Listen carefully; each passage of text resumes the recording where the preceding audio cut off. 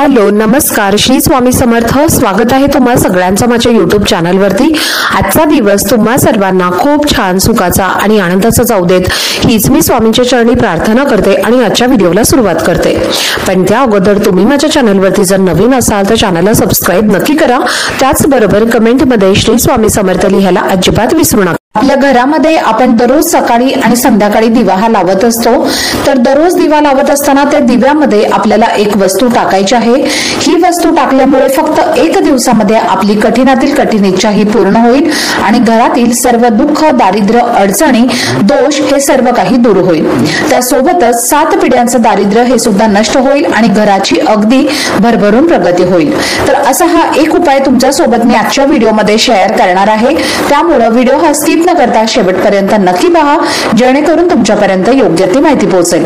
आणि तुम्ही माझ्या चॅनलवरती जर नवीन असाल तर असेच माहितीपूर्ण व्हिडिओ पाहण्यासाठी चॅनलला पण लगेचच सबस्क्राईब करा आणि बेल आयकॉनला पण प्रेस करा, म्हणजे मी जेव्हा ही नवीन व्हिडिओज अपलोड करेन त्याचं नोटिफिकेशन सर्वात आधी तुम्हाला मिळेल आणि तुमचा एकही व्हिडिओ हा मिस होणार नाही. तर आपल्या हिंदू धर्मामध्ये जेव्हा आपण आपल्या देवांची पूजा करतो तेव्हा दिवा हा लावत असतो आणि सकाळी किंवा संध्याकाळी दोन्ही वेळेला किंवा इतर कोणत्याही प्रकारचं शुभ कार्य असेल, कोणतेही सेवा आपण जेव्हा करत असतो, उपाय करत असतो, तेव्हा सुद्धा आपण दिवा हा लावत असतो.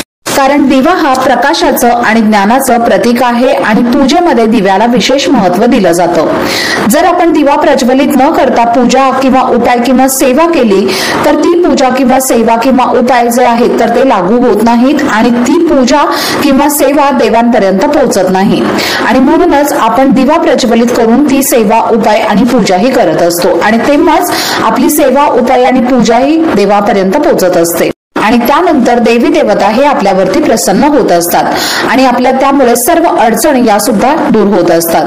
तर एवढंच नाही तर ज्योतिषशास्त्रामध्ये सुद्धा दिव्याला एक सकारात्मकतेचं प्रतीक मानलं गेलं आहे आणि दारिद्र्य दूर करण्याचं साधक सुद्धा मानलं गेलं आहे.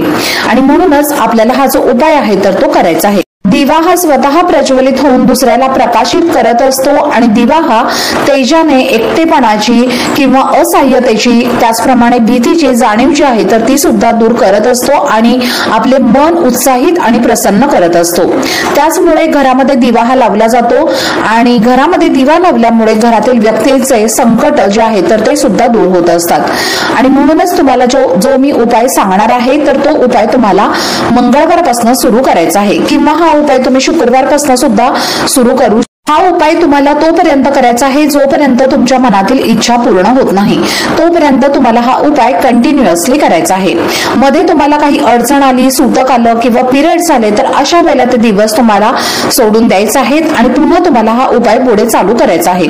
उपाय तुम्ही ज्या दिवशी सुरू करायचा आहे तर त्या दिवशी तुमच्या घरातला जो दिवा आहे तर तो तुम्हाला स्वच्छ करून घ्यायचा आहे आणि देवघरामध्ये जो तुम्ही दिवा लावता त्या दिव्यामध्ये तुम्हाला ही वस्तू टाकायची आहे.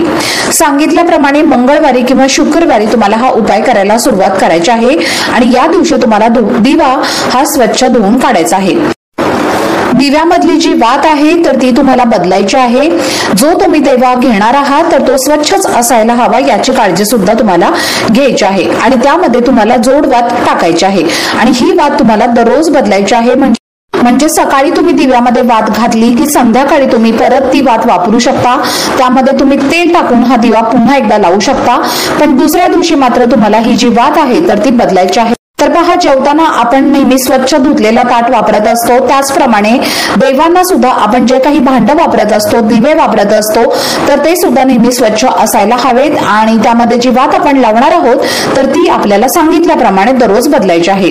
तर पहा, दिव्यामध्ये तुम्हाला अशी कोणती वस्तू टाकायची आहे तर त्या दिव्यामध्ये तुम्हाला एक अखंड लवंग, अखंड वेलची आणि एक अखंड तांदूळ हा टाकायचा आहे. आता तो कधी टाकायचा आहे तर शुक्रवारी सपोज तुम्ही हा उपाय करणार आहात तर सकाळी तुम्हाला उठायचं आहे, स्नान करायचं आहे, दिवा स्वच्छ धुवून घ्यायचा आहे. त्यामध्ये तुम्हाला 2 वातींची मिळून एक जोडवात टाकायची आहे. त्यामध्ये शुद्ध गाईचं तूप असेल तर ते तुम्ही आवर्जून टाका.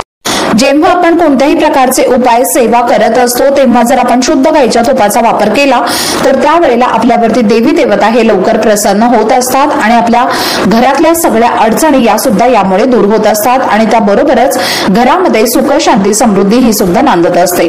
म्हणून जर तुम्हाला शक्य झालं तर आवर्जून या दिव्यामध्ये तूप तुम्हाला घालायचं आहे, पण जर तुमच्याकडे तूप नसेल तर अशा वेळेला तुम्ही तेल वापरलं तरीही चालेल। त्यानंतर या दिव्यामध्ये तुम्हाला एक अखंड वेलची, लवंग आणि एक तांदूळ तुम्हाला टाकायचा आहे आणि हा दिवा तुम्हाला प्रज्वलित करायचा आहे। दिवा प्रज्वलित केल्यानंतर तुम्हाला एक प्लेट घ्यायची आहे, मग तुम्ही तांबण घेतलं तरीही चालेल किंवा स्टीलची किंवा चांदीची प्लेट घेतली तरीही चालेल। त्यामध्ये तुम्हाला हा दिवा ठेवायचा आहे आणि हा दिवा तुम्हाला तुमच्या देवघरामध्ये लावायचा आहे। दिवा लावल्यानंतर दिव्याला तुम्हाला हळदी कुंकू अक्षदा अर्पण करायचे आहे, दिव्याला नमस्कार करायचा आहे आणि दिव्याला तुम्ही वेगवेगळ्या प्रकारचं आसन सुद्धा देऊ शकता, जसं की तुम्ही फुलांचं आसन देऊ शकता किंवा नवीन वस्त्र देऊ शकता किंवा एखादा छोटासा चौरंग सुद्धा तुम्ही दिव्याखाली ठेवू शकता। तर अशा पद्धतीने तुम्हाला आसन द्यायचं आहे आणि हा उपाय तुम्हाला कंटिन्युअसली करायचा आहे। जोपर्यंत तुमच्या मनातील इच्छा पूर्ण होत नाही तोपर्यंत तुम्हाला हा उपाय करायचा आहे। आता सकाळी तुम्हाला या दिव्यामध्ये तुम्ही 3 वस्तू टाकल्या तर संध्याकाळी तुम्हाला दिव्यामध्ये फक्त तेल किंवा तूप घालायचं आहे आणि या वस्तू तुम्हाला तशाच ठेवायच्या आहेत आणि हा दिवा तुम्हाला संध्याकाळी पुन्हा प्रज्वलित करायचा आहे। दिव्याला पुन्हा संध्याकाळी तुम्हाला हळदी कुंकू अक्षदा अर्पण करायचे आहे, दिव्याला तुम्हाला नमस्कार करायचा आहे आणि माता लक्ष्मीचं नामस्मरण करायचं आहे। यानंतर तुमच्या कुलदेवीचं सुद्धा नामस्मरण तुम्हाला करायचं आहे आणि तुमच्या मनातील जी काही इच्छा आहे तर ती इच्छा तुम्हाला व्यक्त करायची आहे। तुम्हाला जर शक्य असेल तर तुम्हाला दररोज सकाळी किंवा संध्याकाळी जेव्हा तुम्हाला वेळ मिळेल तेव्हा तुम्ही गायत्री मंत्राचा 1 माळी जप करायचा आहे, 1 वेळेला लक्ष्मी अष्टकम म्हणायचं आहे आणि श्री सूक्तमचा सुद्धा तुम्हाला 1 वेळेला पठण हे करायचं आहे। तर हे तुम्हाला ज्या मी सेवा सांगितलेल्या आहे तर या सेवा तुम्ही सकाळी किंवा संध्याकाळी जेव्हा तुम्हाला शक्य होईल तेव्हा तुम्ही करू शकता। यानंतर हा दिवा तुम्हाला लावायचा आहे आणि दुसऱ्या दिवशी सकाळी उठल्यानंतर यातली वात तुम्हाला काढून घ्यायची आहे, वात तुम्हाला पुन्हा नवीन लावायची आहे आणि या 3 वस्तू ज्या आपण टाकलेल्या आहेत तर या 3 वस्तू सुद्धा तुम्हाला काढून घ्यायच्या आहेत आणि पुन्हा 3 वस्तू सांगितल्याप्रमाणे नवीन टाकायच्या आहेत आणि हा दिवा तुम्हाला प्रज्वलित करायचा आहे। आता या ज्या वस्तू आपण काढलेल्या आहेत तर त्या वस्तू तुम्हाला एका डब्यामध्ये साठवून ठेवायच्या आहेत। तर हा उपाय तुम्हाला जास्तीत जास्त 21 दिवस करायचा आहे आणि कमीत कमीत 11 दिवस तुम्हाला करायचा आहे। तुमची इच्छा 11 दिवसाच्या आतच जर पूर्ण झाली तर 11 दिवसांपर्यंत तुम्हाला ही सेवा करायची आहे आणि तुमची इच्छा जर समजा 21 दिवसामध्ये पूर्ण झाली तर 21 दिवस तुम्हाला हा उपाय कंटिन्यू करायचा आहे। पण जर समजा तुमची इच्छा ही 21 किंवा 11 दिवसांच्या आत जरी पूर्ण झाली तरी सुद्धा तुम्हाला हा उपाय कंटिन्युअसली 11 किंवा 21 दिवस चालू ठेवायचा आहे आणि हा उपाय केल्यामुळे तुमच्या मनातील कठीणातील कठीण इच्छा ही पूर्ण होईल आणि यामुळे तुमच्या सगळ्या अडचणी या सुद्धा दूर होतील, घरामध्ये सुख शांती समृद्धी नांदेल आणि घरातलं सर्व दुःख दारिद्र्य हे सुद्धा नष्ट होईल। ज्या वस्तू आपण दिव्यामध्ये टाकणार आहोत तर या सगळ्या वस्तू माता लक्ष्मीला प्रसन्न करून घेण्यासाठी अतिशय महत्त्वाच्या अशा मानल्या जातात आणि ज्योतिषशास्त्रामध्ये सुद्धा याचे वेगवेगळे महत्त्व आणि उपाय जे आहेत तर ते सांगितले गेले आहेत। तर याचा वास हा माता लक्ष्मीला आपल्या घराकडे आकर्षित करत असतो आणि आलेली लक्ष्मी आपल्या घरामध्ये अखंड स्वरूपामध्ये वास करते आणि आपलं घर सोडून माता लक्ष्मी कुठेही जात नाही आणि आलेल्या लक्ष्मीमध्ये आपल्या घरामध्ये वाढ होत असते आणि लक्ष्मी ही कमी होत नाही आणि म्हणूनच तुम्हाला हा उपाय नक्की करायचा आहे। उपाय तुम्ही कायम केला तरी सुद्धा चालेल। तर चला, झालेली सेवा ही मी स्वामी महाराजांच्या चरणी रुजू करते। आजचा व्हिडिओ जर तुम्हाला आवडला असेल, माहितीपूर्ण वाटला असेल तर व्हिडिओला जास्तीत जास्त लाईक, शेअर आणि चॅनलला सबस्क्राईब नक्की करा। भेटूयात पुढच्या व्हिडिओमध्ये, तोपर्यंत सर्वांना श्री स्वामी समर्थ।